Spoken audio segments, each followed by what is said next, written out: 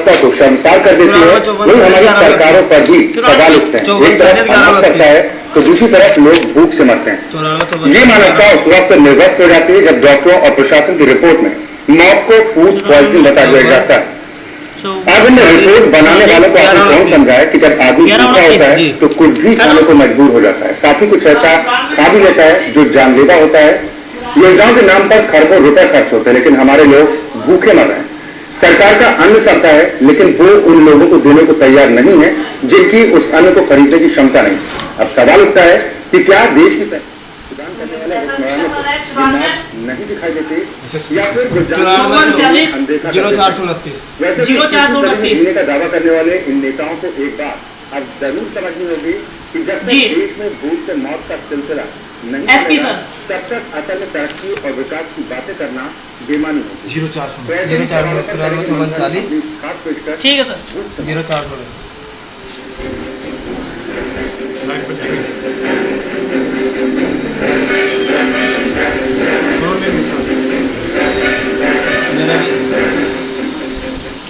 यहाँ देश की सत्ता पर आसीन नेता तरक्की और विकास के लाख दावे करते हैं। इनके मुताबिक देश तरक्की की नई इबारतें गढ़ रहा है, लेकिन असल में सच्चाई इन दावों से बिल्कुल पर है। विकास के इन दावों को ठेंगा दिखाने वाला एक ऐसा ही मामला सामने आया उत्तर प्रदेश के शामली में, जहाँ पर गरीबी और भुखमरी के चलते एक ही परिवार के 5 मासूम बच्चे मौत के आगोश में चले गए। अब बाकी बचे एक मासूम को लेकर उसका पिता सरकार से मदद की गुहार लगा। इस घर के बाहर जमा भीड़ को देखकर साफ अंदाजा लगाया जा सकता है कि यहाँ कुछ अनहोनी हुई है। जी हाँ, इस घर की मालकिन अब इस दुनिया से जा चुकी है। उसने केरोसिन का तेल डालकर अपने आप को मौत के हवाले कर दिया। घर के मालिक और महिला के पति का कहना है कि उसकी पत्नी ने भुखमरी और मुफलिसी से तंग आकर खुदकुशी कर ली। दरअसल इरशाद और उसकी पत्नी इस घर में अपने 6 बच्चों के साथ रहा करते थे, लेकिन एक एक कर उसके 5 बच्चों की मौत हो गई। इरशाद का कहना है कि गरीबी के चलते वो अपने बच्चों का इलाज नहीं करा पाया। इरशाद के मुताबिक पिछले कई दिनों से उसके घर में खाना नहीं बना था, जिसकी गवाही घर में बुझा पड़ा ये चूल्हा साफ तौर पर दे रहा है। इरशाद का कहना है कि रविवार को अपनी बीमार पत्नी को छोड़कर कुछ खाना लाने ये बाहर गया था, लेकिन जब घर वापस लौटा तो उसकी बची खुची दुनिया भी उजड़ चुकी थी। उसकी पत्नी ने गरीबी के चलते खुदकुशी कर ली।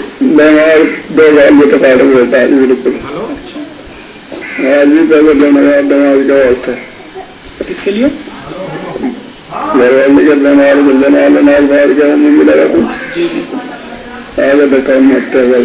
फिलहाल इरशाद के पास अब केवल उसकी 2 साल की एक मासूम बेटी बची है, जिसे बचाने के लिए वो मुख्यमंत्री अखिलेश यादव से गुहार लगा रहा है। सरकार को लगाया जो अच्छा मेरे बात है, ना किसी के बात में होगा, मेरे घर में ना हो, किसी ना हो, किसी के सरकार को ना हो, भुखमरी ना हो, भुखमरी दूर करे सरकार है। अब गांव के प्रधान शासन और प्रशासन से इरशाद को मदद दिलाने की बात कह रहे हैं, ताकि वो अपना और अपनी मासूम बच्ची के आगे के जीवन को संवार सके।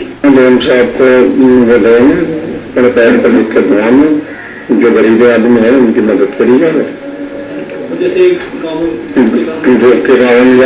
जैसे भी वही होगी उनकी वो करी जाए मदद।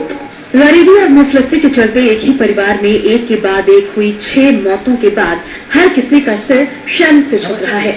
हर जुबान पर बस एक ही बात आ रही है कि आखिर ये कैसा विकास है जो भूख से तड़पते एक परिवार की जान नहीं बचा सका।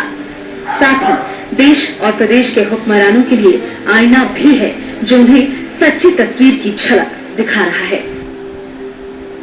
श्याम वर्मा के साथ ब्यूरो रिपोर्ट, साधना न्यूज, शामली।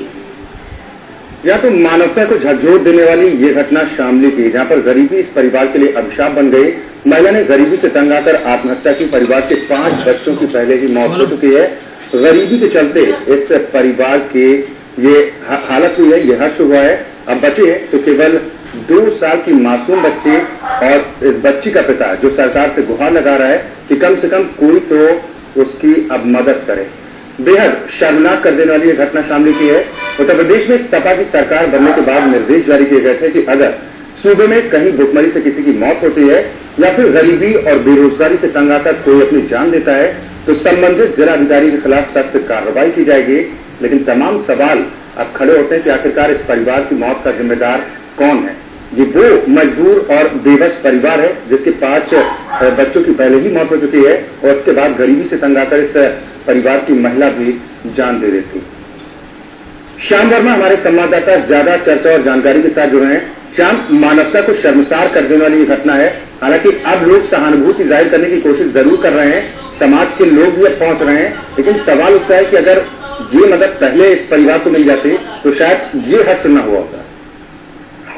जी, मैं आपको बताना चाहूंगा कि इसमें जो है कहीं न कहीं नेता और ये अधिकारियों का हाथ है, जो कि इस तरह के मामले सामने आते हैं। इसमें जो अधिकारी लोग हैं वो जो राशन का कोटा है वो सही हाथों में नहीं पहुंचता और गरीब तक उनकी जो है वो नहीं पहुंच पाता। जी अक्सर बिल्कुल श्याम, इस परिवार की अगर बात की जाए तो पिछले काफी वक्त से जो तंगहाली की वजह से परेशान था ये परिवार। बीमारी भी एक बड़ी वजह बताई जा रही है कि बीमारी के लिए उसके उपचार के लिए पैसे तक इस परिवार के पास नहीं थे।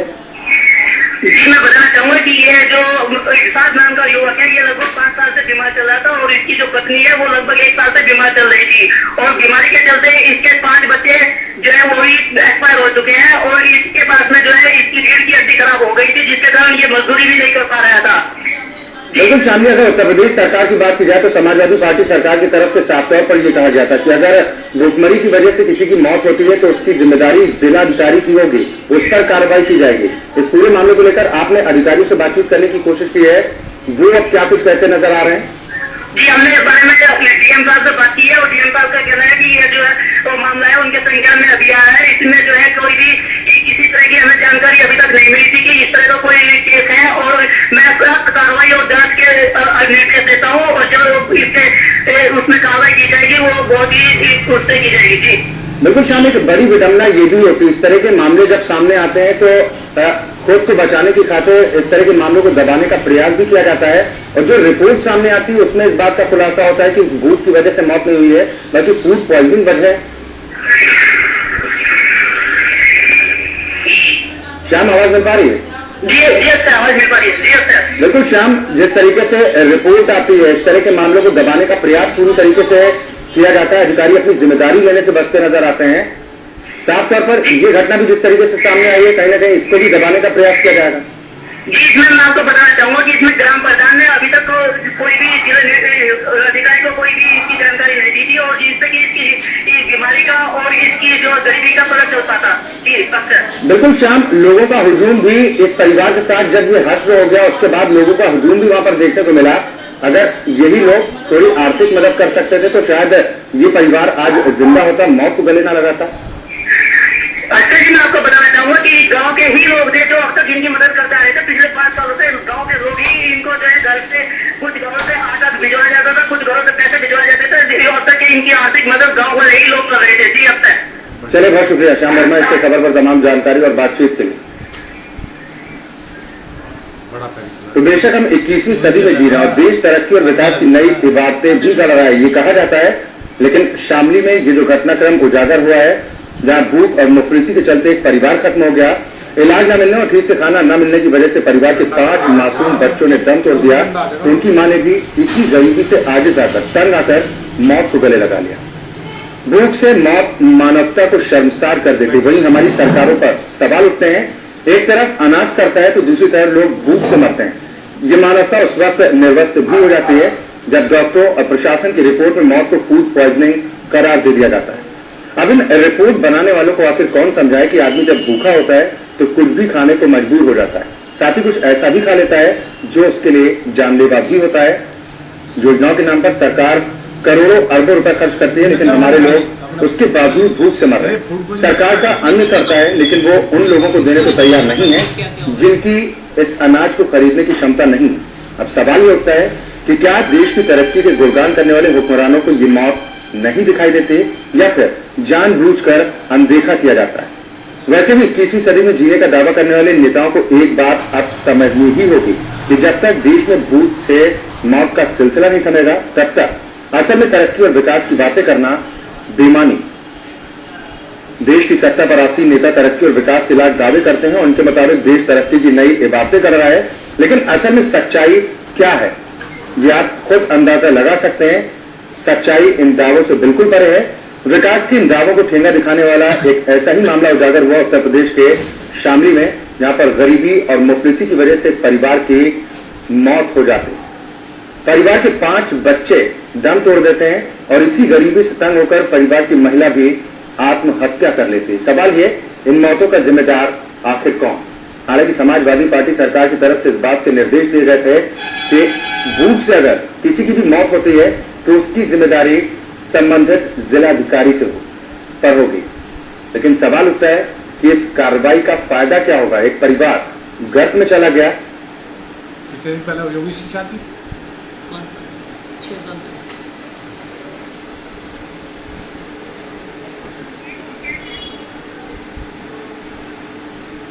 भारतीय किसान यूनियन के प्रवक्ता राकेश टिकैत इस वक्त हमारे साथ फोन लाइन पर जुड़े हुए हैं। राकेश जी, बहुत स्वागत है आपका साधना न्यूज में। बेहद दर्दनाक घटनाक्रम ये हुआ है कि परिवार के 5 बच्चों की पहले भूख की वजह से मौत हो जाती है और इसके बाद इसी गरीबी और मुफलिसी से तंग आकर इस परिवार की एक महिला भी मौत को गले लगा लेती है।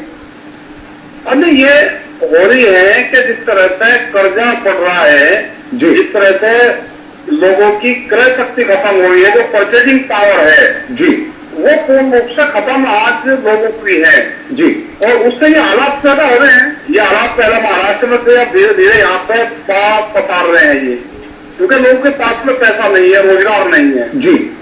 तो ये हालात हैं और इस तरह की हालात से ज्यादा बढ़ेगी अगर प्रशासन इन पे ध्यान नहीं देगा जी।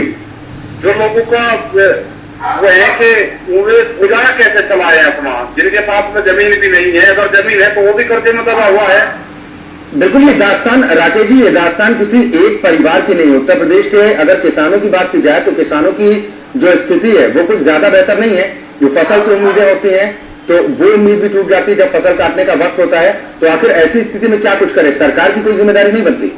सरकार की पूर्ण से जिम्मेदारी बढ़ती है कि सरकार इस पर काम करे और हमारी इन पर मीटिंगें हो रही है गवर्नमेंट से। हमने कहा कि लोगों को जो भूमिहीन किसान है उनको भी सरकार की जिम्मेदारी है कि वो सहायता दे, उनको रोजगार दे, स्मॉल इंडस्ट्रीज लगाएं और जो किसान है उसको कर्जा बढ़ाने की तो बात ये कर रहे हैं कि कर्जा बढ़ जाएगा। कर्जा बढ़ेगा और पूर्ति कहाँ से करेगा? किसान आज कर्जे से काम चला रहा है। हमको 2 लाख का होगा, फिर का 2.5 लाख का होगा, फिर का 3 का होगा। एक दिन ये हालात आएगी कि उसकी जमीन नीलाम हो। बिल्कुल राकेश जी, आप किसानों की राजनीति करते हैं तो आपने इस मामले को इससे पहले भी उठाने की कोशिश क्यों नहीं की कि क्यों आखिरकार इस तरीके से नजरअंदाज किया जाता है किसानों को? तमाम ऐसे परिवार आज भी हैं जो गरीबी और मुफलिसी के सामने जीने को मजबूर है और अंजाम उनका शायद इसी तरह से होता है जैसे इस परिवार का हुआ है। हम ये आवाज उठा रहे हैं प्रशासन सरकारों पर। हम कहते हैं कि गांव के हालात देखो, गांव तक जाओ, लेकिन वो शहर तक महदूद है और गांव तक प्लान लोग कर रहे हैं, अपनी जमीनें बेच रहे हैं, वो शहर की तरफ शिफ्ट हो रहे हैं और गरीबी में अपना जीवन व्यतीत में लोग कर रहे हैं। ये हालत है। जब तक सरकारें नहीं सुनेगी, सीधा डायरेक्ट पैसा सरकार उनको नहीं देगी, जो नशाखोरी है इस पर पाबंदी नहीं लगाएगी, तो ये हालात से होती रहेगी और ये बहुत दुखद घटनाएं हैं कि जो परिवार। राकेश जी, आपको नहीं लगता कि बहनों को सुनाने के लिए धमाके की जरूरत होती है और इस तरह का धमाका आप जैसे लोग भी कर सकते हैं? नहीं, बिल्कुल हम लगे हुए हैं और हम 9 तारीख में हमारी मीटिंग दिल्ली में है, जो प्राइस कमीशन में मेंबर हमें बनाया है, तो हम पूरा पक्ष किसानों को उसमें रखते हैं कि क्या हालात हो, पूरा रूबरू हम सरकारों को करवाते रहते हैं और करवाएंगे भी कि ये जो आत्महत्याएं, जो सामूहिक आत्महत्याएं की वो बढ़ी है, ये दर्दनाक घटनाएं हैं। अभी एक केस हो गया, 8 लोगों ने सामूहिक राष्ट्रपति से इच्छा मृत्यु की एफिडेविट देकर समय मांगा है जी। तो अगर ये हालात होंगे क्योंकि उनकी जमीन 5,000 रुपए के कर्जे में उनकी 4 एकड़ जमीन नीलाम कर दी गई जी, तो ये हालात से होंगे। बिल्कुल राकेश जी, यहाँ पर एक बात और बेहद अहम है। समाजवादी पार्टी जब सत्ता में आई थी तो इस बात का ऐलान किया गया था कि अगर भूख की वजह से किसी की भी मौत होती है तो संबंधित जिलाधिकारी पर कार्रवाई होगी, जिम्मेदारी उन्हीं की बनती है जिलाधिकारी की। इस पूरे मामले को लेकर आपने बातचीत करने की कोशिश नहीं की जिले के अधिकारी से? क्या कुछ वो अपनी जिम्मेदारी निभा रहे हैं? तो बिल्कुल अधिकारी से बात कर रहे हैं कि कोई इस तरह का अगर परिवार है, सबसे बड़ी दिक्कत ये होती है कि बेरोजगारी में जाते हैं ये लोग जी, उनको जो काम नहीं उनको मिलता, उनके साथ में खरीदने के लिए कोई भी चीज खरीदने के लिए पैसा नहीं होता जी जी। हाँ, ये सबसे बड़ी चीज है कि उनको रोजगार मुहैया कराया जाए। बिल्कुल राकेश जी, आप जिस तरीके से कह रहे हैं कि रोजगार के अवसर उपलब्ध कराने चाहिए, सरकार की ये जिम्मेदारी भी बनती है, लेकिन अगर बात इस परिवार की जाए तो परिवार तो लगभग पूरा खत्म हो चुका है, बचा है तो इस परिवार का मुखिया और उसकी 2 साल की मासूम बच्ची, उसकी मदद को लेकर अब कुछ प्रयास होंगे? नहीं, बिल्कुल हम बात करेंगे, उसमें हो जाएंगे, जो सामाजिक उत्सव होगा वो भी हम उनकी मदद करेंगे और सरकार से भी बात इसमें करेंगे, अधिकारियों से भी इसमें करते हैं। बिल्कुल राकेश जी, इस परिवार के मुखिया की अगर बात मानी जाए तो उसका साफ तौर पर यही कहना है कि वो पिछले काफी वक्त से इस बात को लेकर गुहार भी लगा रहा था कि आर्थिक तौर पर सरकार इस परिवार की मदद करे। अब तो ये शख्स अपने पूरे परिवार को गंवा चुका है, लेकिन अब भी कहीं न कहीं एक आस इस शख्स के मन में जरूर है अपनी 2 साल की मासूम बच्ची को लेकर। मुख्यमंत्री अखिलेश यादव से गुहार लगा रहे हैं कि शायद अब तो कुछ मुख्यमंत्री मदद करें उसकी, ताकि वो अपनी बच्ची को ठीक ढंग से पाल सके। नहीं, बिल्कुल, और इसमें समाज के लोग इसमें आ जाएंगे कि जो उस परिवार को जो ये गुजरा है, आगे उसका जो बच्चे हैं वे ठीक रहे, तो जितनी मदद समाज का होगी, हमारे का होगी, हम इसकी मदद करेंगे और इसकी पूरी डिटेल हम लिखते हैं, क्योंकि ये वैसा आत्महत्या नहीं करता था, इस परिवार पे जरूर कोई न कोई कर्जा जरूर है जी। चलिए, बिल्कुल बिल्कुल, बहुत शुक्रिया राकेश टिकैत जी साधना न्यूज के साथ जुड़ने के लिए, हमारे साथ इस चर्चा में शामिल होने के लिए। यहाँ पर वक्त एक छोटे ब्रेक का है, बहुत जल्द हासिल। बात कर रहे हैं भूख से हुई मौत की। शामली का ये पूरा वाक्य है जहां पर एक परिवार की भूख के चलते मौत हो जाती है। भुखमरी से मौत के लिए सरकारी अधिकारी भी सरकार की कमी को जिम्मेदार मान रहे हैं। साथ ही नगर पालिका के चेयरमैन सरकार को नसीहत भी दे रहे हैं कि इस तरह की घटनाओं को रोकने के लिए सरकार को किस तरह से कदम उठाए। शामली डिस्ट्रिक्ट का पूर्व क्षेत्र सबसे पिछड़ा हुआ क्षेत्र है। यहाँ पर पहले से ही गरीबी है। ऐसी स्थिति में सरकार की, उत्तर प्रदेश सरकार की जो खाद्य सुरक्षा होनी चाहिए थी, वो न होने के कारण ऐसी स्थिति पैदा हुई है। यह तो हमारे देश की सत्ता पर काबिज नेता तरक्की और विकास की बातें करते हैं, लेकिन सवाल उठता है क्या तरक्की के मायने यही हैं, क्या विकास के मायने यही हैं कि एक परिवार भुखमरी की वजह से खत्म हो जाता है, लेकिन उसके बावजूद सरकार के कानों में जू तक नहीं रेंगती। शामली का पूरा मामला है जहां पर एक परिवार भूख से काल के गाल में समा गया। इस परिवार के 5 बच्चों की पहले ही भूख की वजह से मौत हो चुकी है और इसी भुखमरी की हालत से परेशान होकर इस परिवार की महिला भी अपनी जान दे देती।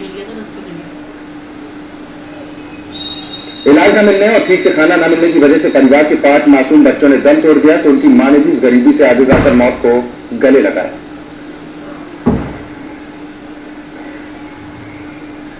समाजवादी पार्टी के महासचिव राम आश्रय कुशवाहा जी इस वक्त हमारे साथ फोन लाइन पर जुड़ गए हैं। राम आश्रय जी, बहुत स्वागत है आपका साधना न्यूज में। एक सवाल उठ रहा है कि आखिर विकास के मायने क्या होते हैं, तरक्की के मायने क्या होते हैं। शामली का ये पूरा वाकया है जहां पर भूख की वजह से परिवार के 5 बच्चों की मौत हो जाती है और इसी भूख और तंगहाली की वजह से परिवार की महिला अपनी जान भी दे देती। क्या हो रहा है ये सब हमारे समाज में? पूर्ण हिंदुस्तान में अभी आज भी ऐसी हालात हैं किसी परिवार में जी, वाकई गरीबी है, गरीबी के हालात में लोग जी रहे हैं जी, और निश्चित रूप से ये बड़ा दुर्भाग्यपूर्ण है जी। इतना जरूर कहूंगा जी, परिवार के मुखिया को बहुत पेशेंस से काम लेकर के जी, या तो अज्ञानतावश किसी अधिकारी से लोग नहीं मिले जी, डीएम से या हमारा फूड सप्लाई जो है उन लोगों से यदि मुलाकात इनकी हो जाती तो इन जानों को बचाया जा सकता था। ये गरीबी तो है ही है, बड़ा दुर्भाग्य है कि हमारे देश में अभी अज्ञानता भी है, उनको मालूम नहीं है कि सरकार की तरफ से भोजन की व्यवस्था कराई जा सकती थी। बिल्कुल राम आश्रय जी, आप जिस तरीके से कह रहे हैं कि सरकार की तरफ से परिवार को भोजन की व्यवस्था कराई जा सकती थी, लेकिन उस्मानी साहब का बयान आया था, उनका साफ तौर पर यही कहना था कि अगर भूख की वजह से किसी की भी मौत होती है सूबे में तो उसकी जिम्मेदारी जिले के अधिकारी पर बनेगी, कार्रवाई उसके खिलाफ की जाएगी। इस मामले में भी कुछ ऐसा होगा? नहीं, ये मामला जानकारी की तो होनी चाहिए। आदमी को कौन भूखा पड़ा है घर में, जी, तो सबसे पहली जिम्मेदारी तो पड़ोसी की बनती है ना। रामाश्रय जी, पिछले 5 सालों से प्रशासन में जो आदमी बैठा है, जिलाधिकारी हो या सीएम हो जी, जब उसको जानकारी दी जाएगी तभी तो कार्रवाई करेगा। इस परिवार का रामाश्रय जी, इस परिवार के लोगों का जिम्मेदारी बनती है कि जाए। इस परिवार के बाकी वजह सदस्य का यही कहना है कि उसने तमाम गुहार लगाई, अधिकारियों से मिला कि उसकी मदद की जाए, मदद तो की नहीं गई। पिछले 5 साल से गांव के लोग भी इस परिवार की मदद कर रहे थे, खाने को दे दिया जाता था तो खा लेते थे, वरना भूखे ही रहते थे, और इसी भूख की वजह से जान गई।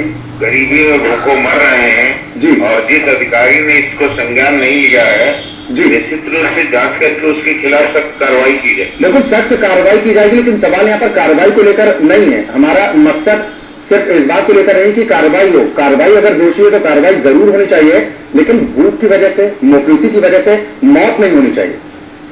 नहीं, वो तो ठीक है, मौत नहीं होनी चाहिए जी, लेकिन जब वो अन्न उनके पेट में जाता तभी तो बच सकते थे ना।